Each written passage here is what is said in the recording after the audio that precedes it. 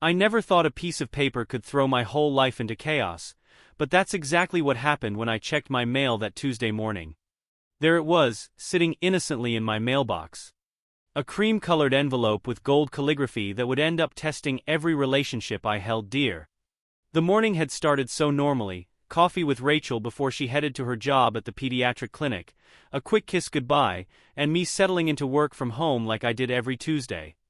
Nothing suggested this would be the day everything changed. Finally, I muttered, carefully opening the envelope. My brother Tom's wedding invitation had been the talk of the family for weeks. Mum had been calling almost daily with updates about venues, flowers, and how perfect Claire was at organizing everything. The paper was thick and expensive, with delicate flowers embossed along the borders. As I read the formal text, something felt off. I read it again, so this time my stomach tightening with each word. Mr. Michael Anderson is cordially invited to celebrate the wedding of Thomas Anderson and Claire Mitchell. I flipped the envelope over, checked inside it again. Nothing. Just my name. Not Mr. and Mrs. Anderson. Not Michael and Rachel Anderson. Just me. My wife of 4 years wasn't mentioned anywhere. The morning sun streaming through our kitchen window suddenly felt too bright, too harsh. I sat down hard at our breakfast bar, the one Rachel and I had picked out together when we renovated the kitchen last year. She'd been so excited about that renovation, spending hours with my mum picking out tiles and cabinet colors. Now I was staring at gold-lettered proof that something was very wrong in our family dynamic. This has to be a mistake, I said to myself, pulling out my phone while heading to my home office. Rachel was at work, thank God for small masses, giving me time to sort this out before it became a thing. I called my mother, trying to keep my voice casual as I paced between my desk and the window. "Hey Mum, just got Tom's wedding invitation." "Oh wonderful, isn't it beautiful?" Claire picked out the design herself. "The paper alone cost." "Yeah, it's gorgeous," I cut in, watching a neighbor walk their dog past our house. Trying to ground myself for the normalcy of the moment, but I think there might have been a mix-up. Rachel's name isn't on it. The silence that followed lasted a bit too long. In that moment, I could picture my mother's face perfectly, the slight pinch between her eyebrows she gets when she's about to say something she knows I wouldn't like. "Well honey," she said, her voice taking on that careful tone she uses when she's trying to navigate tricky waters. "They're trying to keep the guest list small. You know how expensive weddings are these days." "Small? Mum, Rachel's my wife. She's been part of this family for 4 years." I stopped pacing, gripping the back of my desk chair. "She helped organize Tom's surprise birthday party last year. She spent 3 days helping you prep for Christmas dinner. How can she not be invited to his wedding?" "Now Michael, don't make this difficult. Sometimes we have to make compromises." "Compromises? What does that even mean?" I was pacing again, my free hand raking through my hair. "Is this coming from Claire? Because if it is, I really can't discuss this right now, sweetie. I have a hair appointment. We'll talk soon, okay?" The line went dead before I could respond. I stood there in my office, staring at my phone like it might give me answers. The house suddenly felt too quiet, the ticking of the clock on the wall marking time, until I'd have to tell Rachel she'd been deliberately excluded from my brother's wedding. I spent the next few hours trying to reach Tom, but my calls went straight to voicemail. I sent texts that showed as delivered but remained unanswered. By the time I heard Rachel's car pull into the driveway, my stomach was in knots. I'd accomplished exactly nothing work-wise, instead spending the day remembering all the times Rachel had gone above and beyond for my family. She came in beaming, her dark hair slightly windblown, carrying a bag of takeout. "I got Thai food. I know we said we'd cook, but I had the worst day and..." She trailed off, finally really looking at me. "What's wrong?" I couldn't hide anything from her, never could. Rachel had this way of reading my face like a book she'd memorized. 4 years of marriage, 6 years together total, and she could spot my moods from a mile away. Usually it was one of my favorite things about her. Today it made everything harder. I pulled out the invitation and handed it to her. "Tom's wedding invitation came," I said quietly, watching as she opened it. Her smile faded as she read, then read again just like I had. I saw the moment it hit her, the slight widening of her eyes, the small intake of breath. She looked up at me, her brown eyes filling with hurt. "I didn't understand," she whispered. Did they forget?" "I called Mom," I said, leading her to sit at our kitchen island. The Thai food sat forgotten on the counter, the smell of packed Thai mixing uneasily with the tension in the room. It was a mistake. Rachel set the invitation down like it might burn her. "What does she say?" "Some bull about keeping the guest list small." I took her hand, hating how cold her fingers felt. "Baby, I'm so sorry. I don't know what's going on, but I'm going to fix this." She pulled her hand away, standing up abruptly. "No, don't. Don't try to fix it. If they don't want me there." Her voice caught. "I need a minute." She hurried upstairs, leaving me alone with our cooling Thai food and that damned invitation. I gave her 10 minutes before following her up to our bedroom. She was sitting on our bed, staring at the framed photo on her nightstand. A picture from last Thanksgiving, all of us laughing around my parents' dining table. Rachel was next to my mom in the photo, both of them wearing matching autumn-themed aprons. "I thought we were close," she said as I sat beside her. "Your mom and we talk almost every week. She helped me plan my whole garden last spring. We have lunch sometimes, just us." I thought.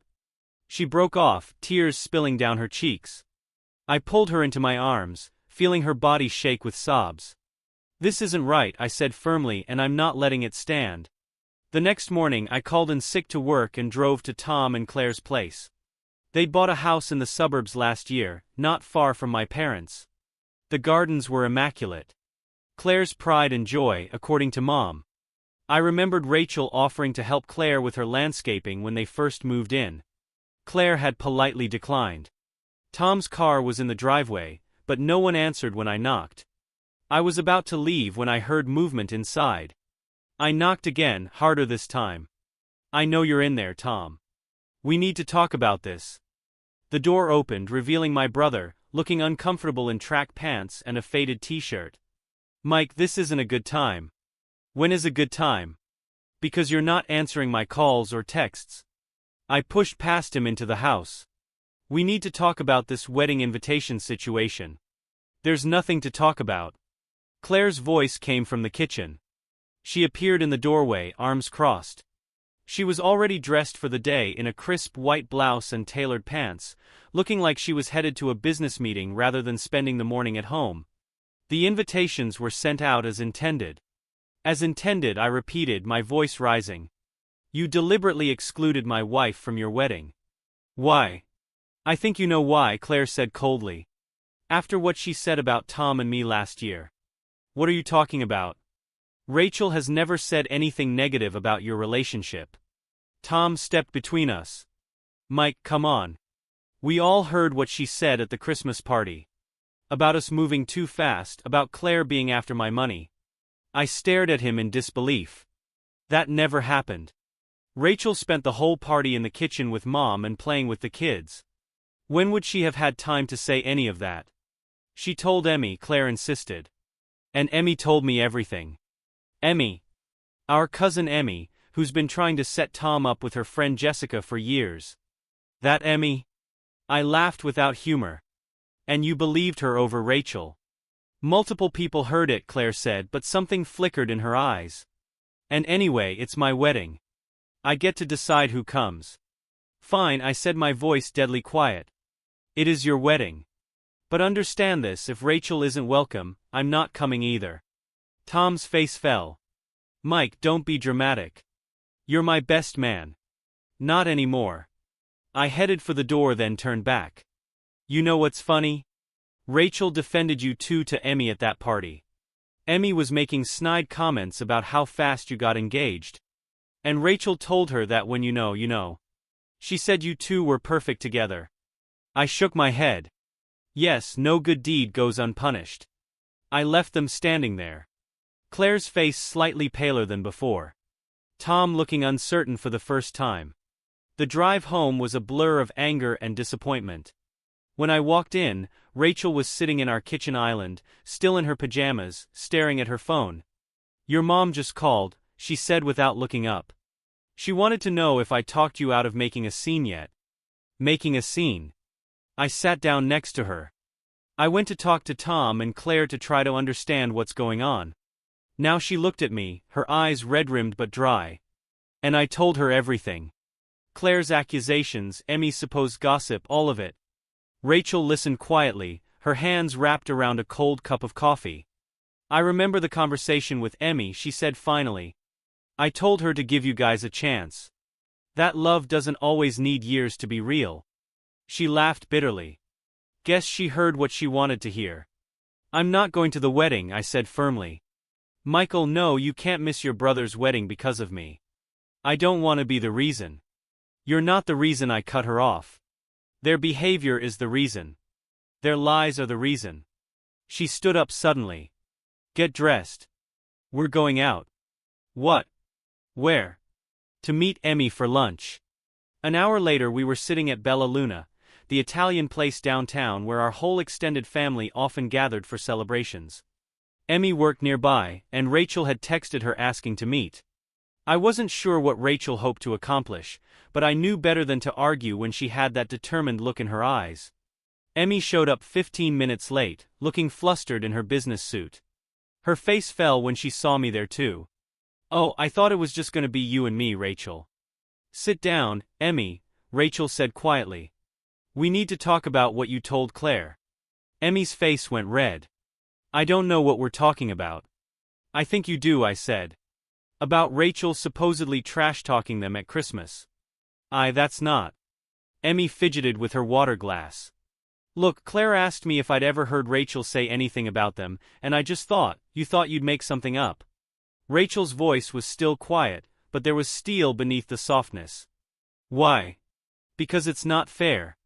Emmy burst out, drawing looks from nearby tables. She lowered her voice. "Jessica would have been perfect for Tom.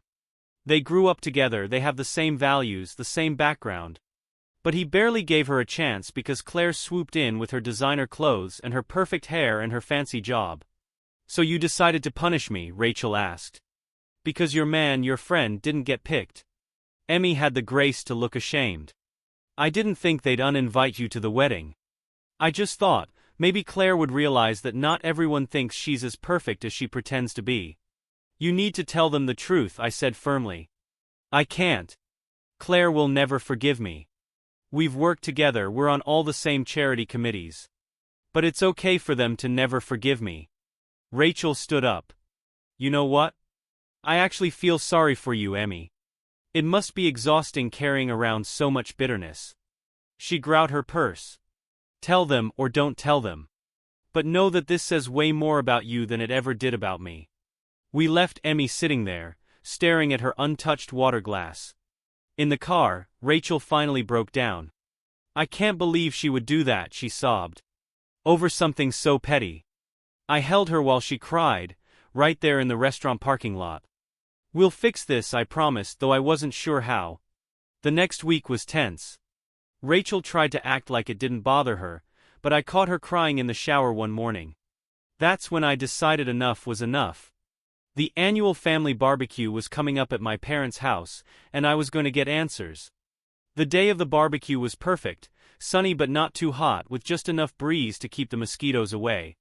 Rachel had begged off, claiming a migraine, but we both knew the real reason. I arrived late, hoping to avoid the usual extended family small talk. My timing was perfect or terrible depending on how you look at it. As I walked around the side of the house to the backyard, I heard Claire's voice floating through the open kitchen window. "Just don't want any drama at my wedding, and after what she said about Tom and me last year." My mother's voice followed. "I understand, dear. Michael will come around. He has to understand this is your day." I stood there frozen as pieces started falling into place. Before I could process what I'd heard, my father spotted me. "Michael, you made it," he called out, drawing everyone's attention. My mother and Claire appeared in the doorway, both their faces showing a flash of panic before smoothing into welcoming smiles. "Where's Rachel?" my mother asked, though we both knew damn well why she wasn't there. "Not feeling well," I said flatly. "Actually, Mom, Dad, can we talk?" "Privately." We ended up in my father's study, that book-lined room where he'd given me countless lectures growing up. This time I was the one doing the talking. What exactly did Rachel supposedly say about Tom and Claire? My mother shifted uncomfortably in her seat. Michael, this really isn't the time. When is the time, Mom? Because my wife is at home right now crying because that's what you're supposed to be, is excluding her from an important event for no apparent reason. It's not for no reason, my father cut in. Claire says Rachel made some very inappropriate comments about their relationship at last year's Christmas party. Said they were moving too fast, that Claire was just after Tom's money. I barked out a laugh. That's ridiculous. Rachel never said anything like that. In fact, we just had a very interesting lunch with Amy, who admitted she made the whole thing up because she's bitter that Tom didn't end up with her friend Jessica. My parents exchanged looks. And you made it up? My mother asked slowly. Yes, but you know what's really telling? That you also readily believed something so completely out of character for Rachel. The Rachel who spent 3 days helping you prepare for Christmas dinner. The Rachel who drove you to all your doctor's appointments when you hurt your hip last year. The Rachel who has been nothing but loving and supportive of this family. We didn't. My mother started then stopped. Oh God. Yeah. Oh, God is right. I stood up. You know what the worst part is?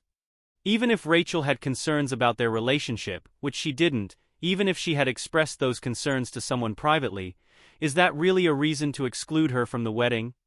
Are we really that kind of family? The door opened and Tom stuck his head in. Everything okay in here? We can hear you guys outside. No, everything is not okay, I said, turning to face him. Want to tell me why he was so quick to believe the worst about Rachel? Tom came in fully closing the door behind him. Look, Mike, I know you're upset, but Claire is really sensitive about this. After what Rachel said, she didn't say anything. Amy made it all up because she's still mad you didn't end up with Jessica. Claire appeared behind Tom, her face pale. What do you mean? Amy made it up. I told them about our lunch, about Amy's confession. With each word, Claire's face got paler and Tom's got redder. I'm going to kill her, Claire whispered, sinking into my father's leather armchair. We work together every day. She's been helping me plan the wedding. She was going to be a bridesmaid. Wait, my mother interrupted. Amy admitted she made it all up. Just like that.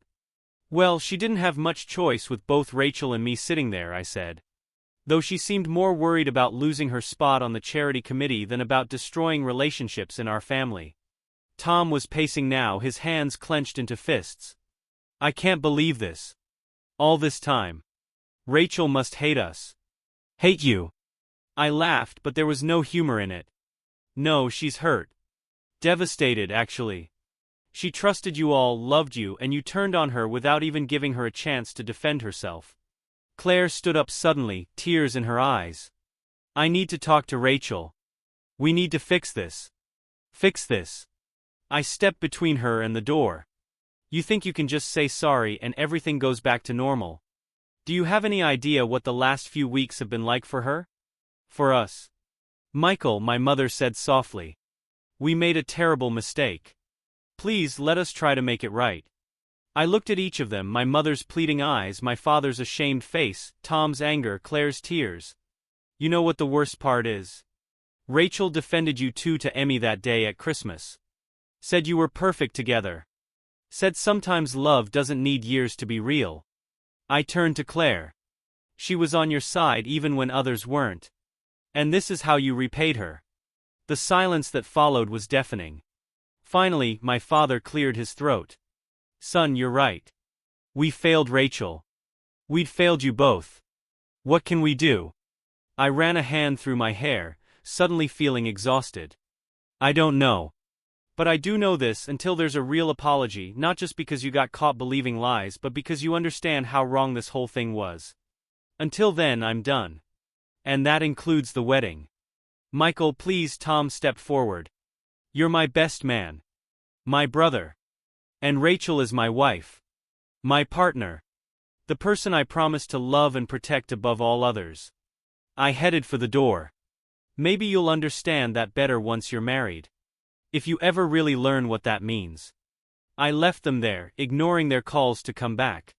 As I walked through the backyard, Relatives tried to stop me, asking what was wrong, where I was going.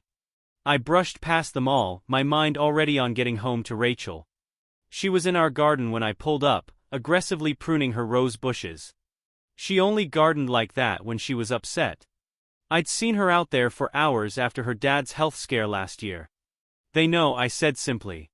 Rachel sat down her pruning shoes, pulling off her gardening gloves. "How did they take it?" "About how you'd expect. Lots of tears and apologies now that they know Emmy made it up." I sat on the garden bench, patting the space next to me. "Claire wants to talk to you." Rachel sat leaning her head on my shoulder. "What did you tell them?" "They were done. At least until they understand that this isn't just about Emmy's lie. It's about how quickly they believe the worst about you. How easily they threw you aside." She was quiet for a long moment, watching a hummingbird dart between her flowers. "Remember our wedding?" she asked finally. "Of course. Remember what your mom said in her speech? About how she always wanted a daughter, and now she finally had one." Rachel's voice cracked. I really believed her. I pulled her closer, feeling her tears soak into my shirt. "I'm so sorry, baby." "Don't be. You've been amazing through all of this." She sat up, wiping her eyes. "But I need you to do something for me. Anything. Go to the wedding." I started to protest, but she pressed her fingers to my lips. "Listen to me. 10 years from now, 20 years from now, I don't want you to regret missing your only brother's wedding. I don't want that for you, and I don't want it for us. Rachel. I mean it. This whole thing. It's shown me what really matters.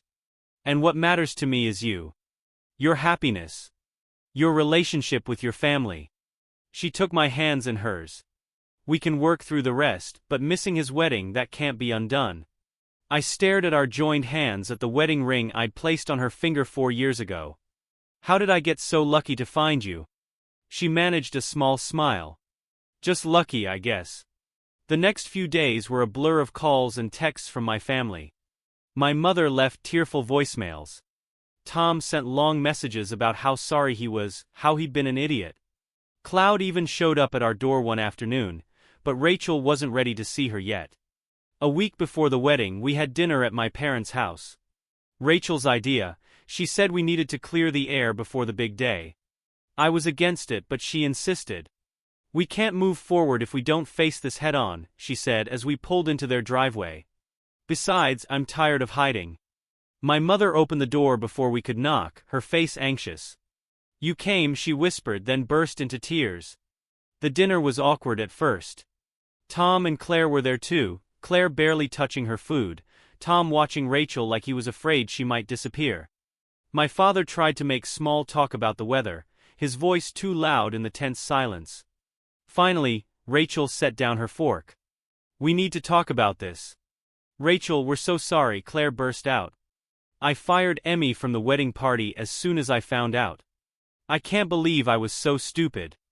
"This isn't just about Emmy," Rachel said quietly. "This is about trust. About family.